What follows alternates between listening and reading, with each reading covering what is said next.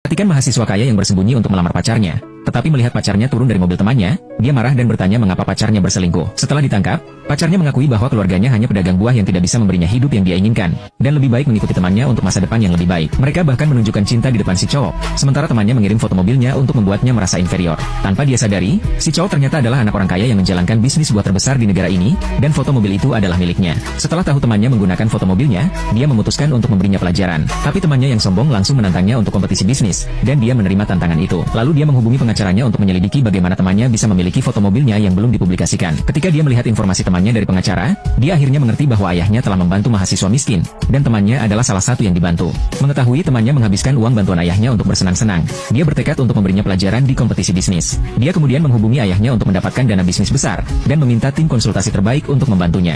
Sebuah pementasan yang memalukan pun dimulai. Pada hari kompetisi bisnis, temannya merancang proyek kedai teh susu dengan investasi ratusan ribu, dan mendapat pujian dari para pemimpin dan teman-teman. Namun, saat dia naik ke panggung, semua orang terkejut dengan apa yang dia katakan. Proyek bisnisnya adalah membangun hotel bintang 7 yang unik di pusat kota. Harganya mencapai 100 miliar. Ketika kata-kata ini muncul, orang-orang terkejut. Tidak lama setelah itu, sekretaris presiden muncul. Namun semua orang meragukan bahwa pemuda itu mengaku sebagai anak presiden, dan teman sekamarnya yakin kedatangan sekretaris pasti akan mengungkap kebohongan pemuda itu, dan berlari untuk melapor. Pemuda dan sekretaris bertukar pandang, memutuskan untuk tidak mengungkap identitasnya dulu dan membiarkan teman sekamar lebih berani. Namun, tanpa diduga, teman sekamar meminta pemuda itu untuk berlutut dan meminta maaf. Mantan pacar pemuda yang tidak tahu identitasnya juga mengancam, jika tidak berlutut, dia akan kehilangan pekerjaan, sementara semua orang di sana meminta pemuda itu untuk berlutut. Sekretaris memberi teman sekamar tamparan dan memberikan kontrak investasi, dan dana sebesar 100 miliar kepada pemuda itu. Mendengar ini, orang-orang terkejut dan ternganga. Dan lebih mengejutkan lagi, selain dana untuk usaha, sekretaris mengeluarkan sebuah hadiah, yaitu jam tangan mewah senilai 300 ribu. Teman sekamar masih tidak percaya bahwa pemuda itu anak presiden dan berasumsi bahwa dia pasti disponsori oleh wanita kaya. Tak disangka, penonton yang tidak paham percaya atas omong kosong teman sekamar itu. Ketika guru di sekolah mendengar pemuda itu melakukan hal ini, dia segera menyuruhnya keluar. Faktanya ada di depan mata, tetapi semua orang tidak mau percaya. Untuk mempermalukan pemuda itu, teman sekamar memutuskan untuk mengundang semua orang ke rumah besar dan mengadakan pesta. 喂，儿子，雷洞山庄园，你没送出去给别人开宴会？说什么呢，儿子？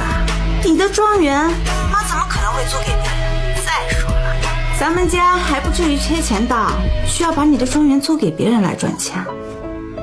有意思，徐浩啊徐浩，明天你就要身败名裂了。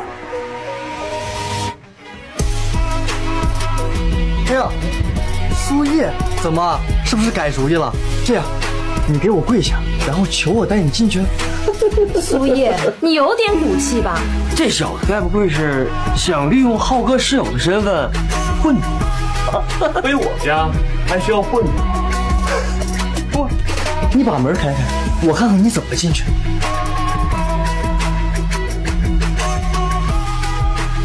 认证成功，欢迎少爷回家。